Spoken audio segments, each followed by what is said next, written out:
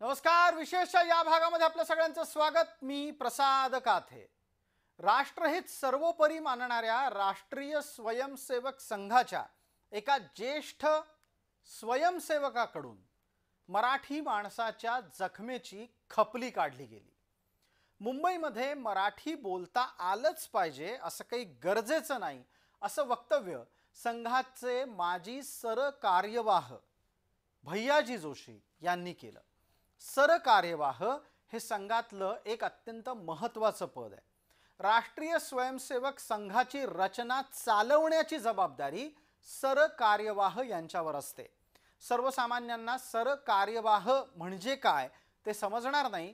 आताच्या मराठीत त्याला जनरल सेक्रेटरी म्हणतात. तर अशा या संघाचं जनरल सेक्रेटरी पद भूषवलेल्या भैयाजी जोशी यांनी जे केलं त्यामुळे महायुती भाजप पुरता अडचणीत आला. भैयाजी जोशी बोलले आणि बोलून फसले. घाटकोपर या मुंबईतल्या एका गुजराती बहुल पूर्व उपनगरामध्ये भाषणाच्या दरम्यान भैयाजी जोशींनी एक वक्तव्य केलं आणि वाद वाढला. त्यांना या वाद वाढल्याच्या नंतर स्वतःचे शब्द गिळावे लागले, माफी मागावी लागली. सहसा संघाची माणसं राजकीय वक्तव्य करत नाहीत आणि ते केवळ सामाजिक दृष्टिकोनातून देश कसा पुढे जाईल त्याची रचना मांडत असतात. पण असं असताना सुद्धा चूक होतेच. चूक मान्य करावी लागते, माफी सुद्धा मागावी लागते. काल एका घाटकोपर येथील सार्वजनिक कार्यक्रमामध्ये मी केलेल्या एका विधानामुळे गैरसमज झाला आहे असं मला वाटतं. महाराष्ट्राची भाषा मराठी आहे आणि मुंबई हे महाराष्ट्राचाच भाग आहे. त्यामुळे मुंबईची भाषा मराठी याच्याबद्दल कुठेही दुमत असण्याचं काही कारण नाही.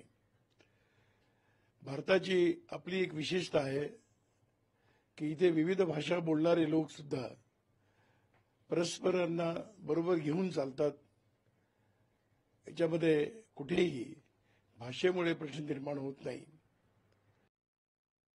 याचा अर्थ असा आहे की मुंबईची एक भाषा नाही, मुंबईच्या अनेक भाषा आहेत. पण त्या भागाची काही भाषा असते. घाटकोपर परिसराची भाषा तर गुजराती आहे. गिरगावमध्ये हिंदी बोलणारे कमी मिळतील, मराठी बोलणारे. त्यामुळे मुंबई ही सोप आहे की येणाऱ्या माणसाला मराठी शिकलं पाहिजे असं नाही.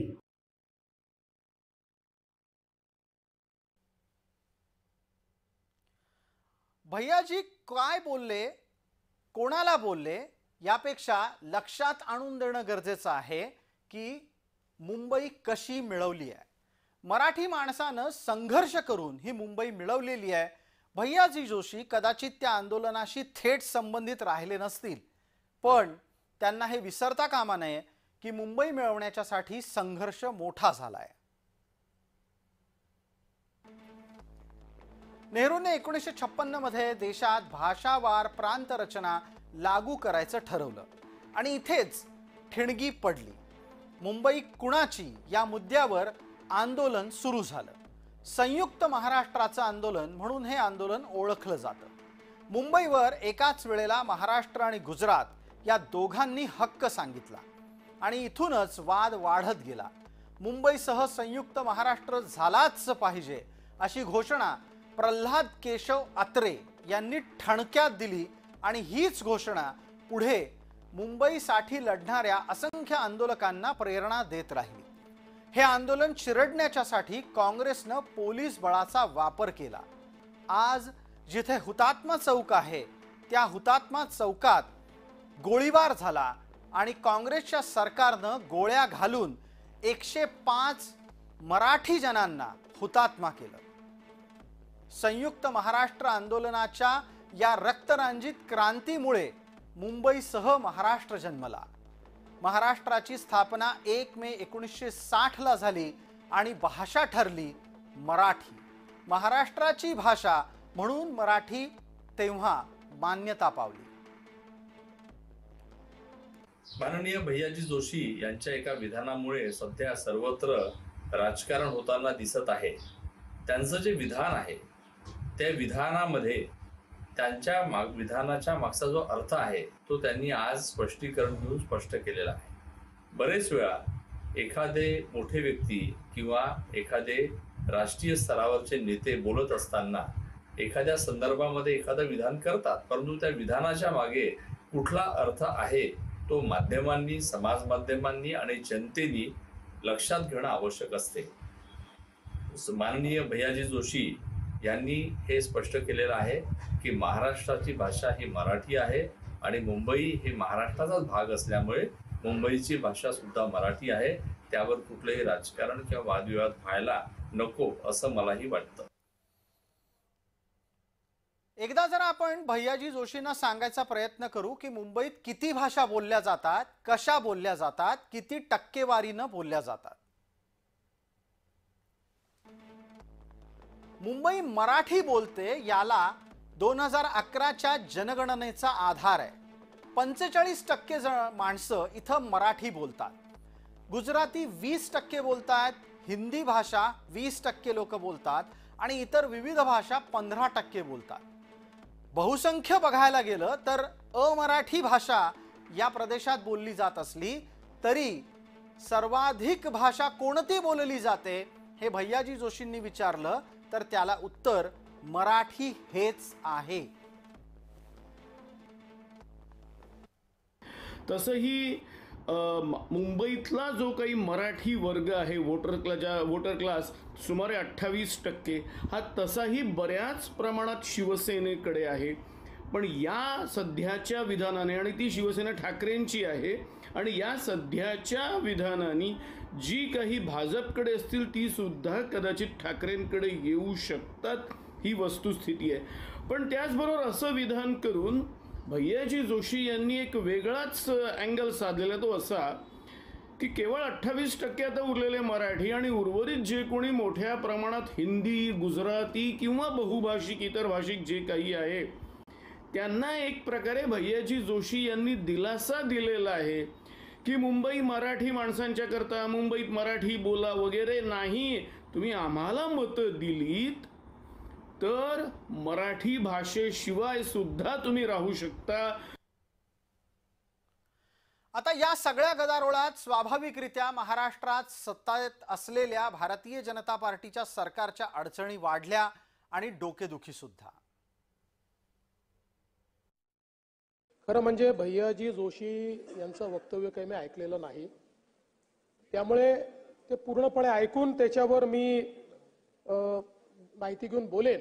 पण आमची भूमिका काय आहे किंवा सरकारची भूमिका काय आहे? सरकारची भूमिका पक्की आहे. मुंबईची, महाराष्ट्राची, महाराष्ट्र शासनाची भाषा मराठीच आहे. महाराष्ट्रात राहणाऱ्या प्रत्येकाने मराठी शिकलं पाहिजे, प्रत्येकाला मराठी बोलता आलं पाहिजे. आणि खरं म्हणजे या माझ्या वक्तव्याच्या संदर्भात भैयाजींचे काही दुमत असेल असं मला वाटत नाही. तथापि मी पुन्हा एकदा शासनाच्या वतीनं सांगतो, मुंबईची भाषा मराठी आहे, महाराष्ट्राची भाषा मराठी आहे. इतर भाषांचा इथे सन्मान आहे, कुठल्याही भाषेचा आम्ही अपमान करणार नाही. कारण जो स्वतःच्या भाषेवर प्रेम करतो तोच दुसऱ्याच्या भाषेवरही प्रेम करू शकतो, त्याच्यामुळे तो सन्मान आहेच. आणि म्हणून शासनाची भूमिका पक्की आहे, शासनाची भूमिका मराठी आहे. काही लोक जे काही राजकारण करतायत त्यांनी राजकारण थांबवावं. मला वाटतं भैयाजी जोशी यांनी देखील त्यांच्या वक्तव्याबद्दल स्पष्टीकरण दिलेलं आहे की महाराष्ट्राची आणि मुंबईची मराठी भाषाच महत्त्वाची आहे, प्रथम भाषा मराठी भाषा आहे. आणि त्यांनी जे म्हटलं की इतर सगळे समाज लोक एकत्र राहतात, परंतु याचा अर्थ मराठी भाषेचा त्यांनी कुठे अपमान केलेला नाही, किंबहुना मराठी भाषेला त्यांनी दुय्यम समजलेले नाही. मराठी भाषा हीच मायबोली आहे असं देखील भैयाजी जोशी म्हणाले. आपण एकदा पटकन घाटकोपरमध्ये डोकूयात. या घाटकोपरमध्ये एकेकाळी लागलेले जे फलक होते ते आता आपल्या समोर आहेत.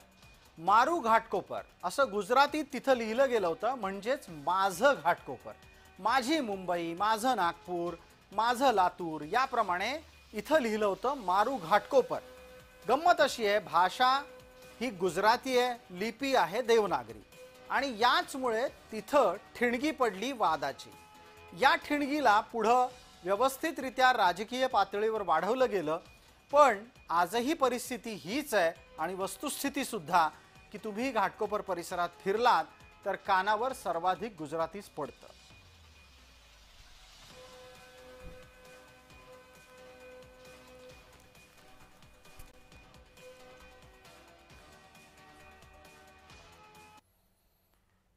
आता भाषेचा वाद, त्यात सुद्धा मुंबईतल्या मराठीचा वाद मिळताच ठाकरेंना अत्यंत उत्स्फूर्तपणे प्रेरणा मिळाली ती राष्ट्रीय स्वयंसेवक संघावर टीका करण्याची.